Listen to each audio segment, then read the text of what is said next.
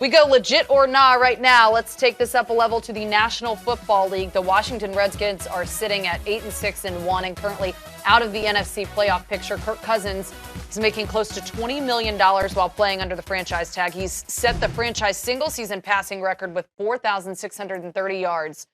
Legit or nah, Washington could move on from Kirk Cousins if they don't reach the playoffs. I don't think that's going to happen. I think he is destined for another franchise tag, which then bides them time to sign a long-term deal, and I think it would then fall under the figure similar to Brock Osweiler, which would be 4 years for somewhere around $75 million. Do you think they have faith in Kirk Cousins? Yes, I think they do. I think that short-term, they look at what they can compare him to. He beat out a guy that they gave 4 valuable draft picks to and got burned, probably because of behavior. He and Jay Gruden. We're talking about Robert Griffin III, and he didn't get along, and then of injuries. Kirk Cousins is the kind of the opposite of all of that.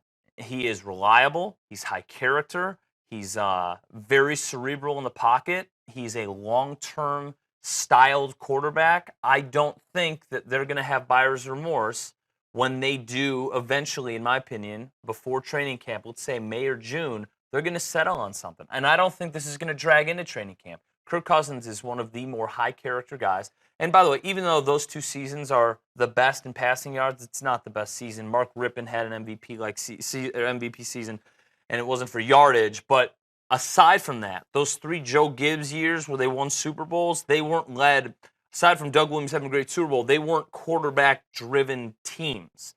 They were from beating you in the trenches and having a good run game, particularly with Riggins. So this is a guy that will provide you either average to above average production for 2 to 6 years, depending on the contract. But if you're thinking that, don't you want above average production? They have from enough your right now, but that's the thing. You don't need Kirk Cousins to be a top 5 quarterback to win the Super Bowl. They have a lot of good building blocks, and I think a lot of it is going to determine how many years, because the money's going to be between 16 to 23 million.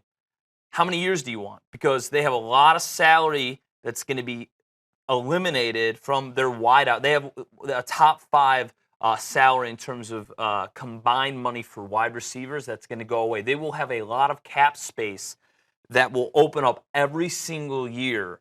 If they draft well, they shouldn't need Kirk Cousins to carry them. And he will be, let's say they win a Super Bowl in the next 7 years, Kirk Cousins would be the 36th best quarterback of the 55 Super Bowls, and that's better than you can. I mean, he would be better than Trent Dilfer. He's enough for them to be good, in my opinion.